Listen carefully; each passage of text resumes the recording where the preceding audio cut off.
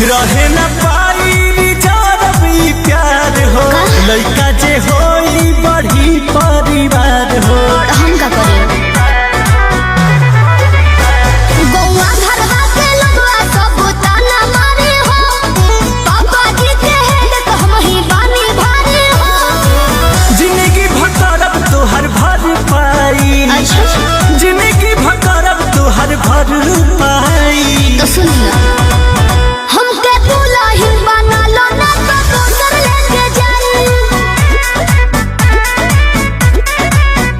ई जवानिया के मजा को दोसर उठाई। हमरा पीछे पड़ल बाड़े हमर जीजा जी के भाई। हमके दुल्हन बना लो ना तो दोसर लेके जाई।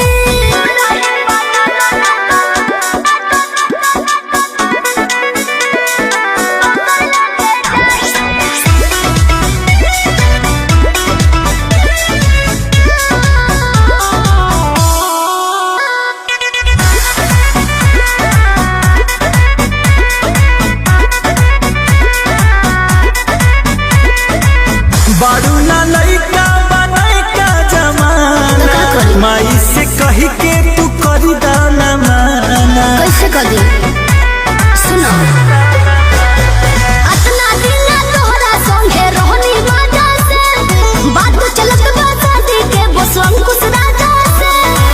देखी हम तू मान जइहे बाबू माई देखी हम तू मान जइहे बाबू माई। कहे न हो